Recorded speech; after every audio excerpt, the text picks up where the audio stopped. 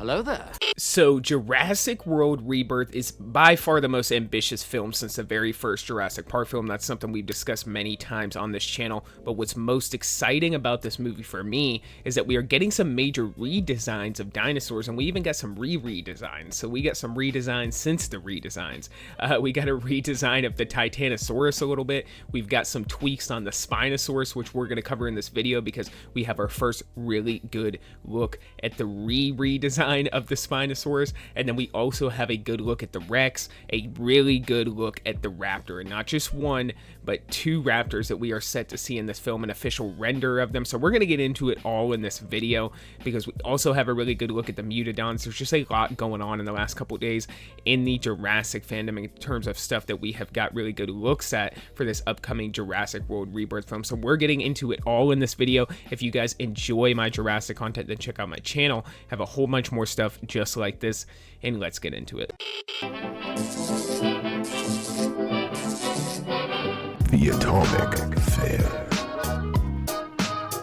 So as I was getting at in the intro, in Jurassic World Rebirth, we are set to see a lot of returning dinosaurs in the franchise, as well as some redesigns of some classic dinosaurs. So the Jurassic Park 3 Spinosaurus, which is what a lot of people were hoping to see return in this film, isn't most likely actually going to return in this film. But nonetheless, we are getting 3 Spinosauruses in this movie. They're a little smaller than the Jurassic Park 3 Spinosaurus. They are more paleo-accurate design-wise, but they do definitely resemble the Jurassic Park 3 Spinosaurus in some slight ways, especially now since they have redesigned the dinosaur again a little bit, made some tweaks slightly. They're not going to completely redesign it because they still have to stay on par with the merchandise we are set to see come out for the movie, stuff that has already been created by Mattel or whatever. But you can definitely see here in this most recent render of the Jurassic Park 3 Spinosaurus, but you can definitely see in this most recent render of the Jurassic World Rebirth Spinosaurus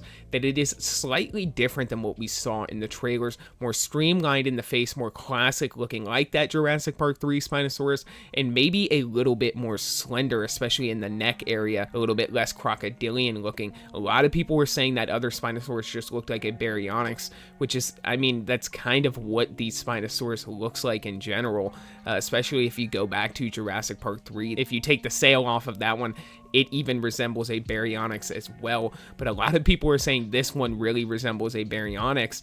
But you can see now that they've made some tweaks, made some changes. This one resembles that Jurassic Park 3 Spinosaurus way more. And then beyond that, we also get a really good look at the Rex, which is my favorite design of the T-Rex since the original movies. You can really see here that this Rex is in fact inspired by that original Jurassic Park film and the original 3 Jurassic Park films, especially that second one. I feel like this one really resembles like an adult version of the Junior Rex that we saw in Jurassic Park The Lost World, or maybe it kind of resembles the Buck a little bit, which is just a reused animatronic from the first Jurassic Park movie.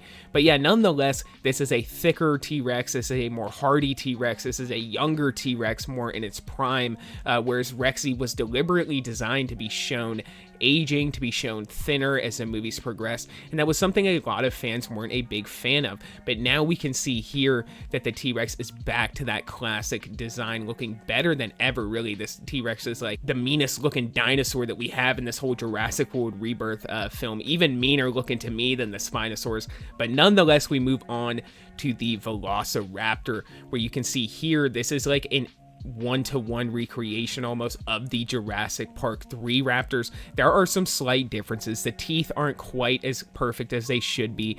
The face is a little bit off. The eyes are a little smaller than the Jurassic Park 3 Raptors, but nonetheless, that's like little nitpicks. That is stuff only hardcore fans are really gonna notice. More general audiences aren't really gonna notice that stuff, but the general design is much better than the Jurassic World films, much scarier looking, and much more in line with that Jurassic Park 3 Raptor. And then beyond that, you can see a look at another Raptor here where there is a white design also calling back to that Jurassic Park 3 set of raptors. And then beyond that, it also looks very much like they are bringing raptors back to that terrifying, scary design, and even looking more intimidating just in merchandise art here. Now, my favorite thing here is that this new poster that has come out for Jurassic World Rebirth has given us a really good look at the Mutadons, and the Mutadons seem to be more of a hybrid looking dinosaur than a mutant, to be honest with you, looking a little bit more like a cross between a pterosaur and a raptor, which is definitely what they are, which is different than the D-Rex, right? Because the D-Rex is an intentionally mutated dinosaur by the people who created this film. It is a failed attempt at a T-Rex,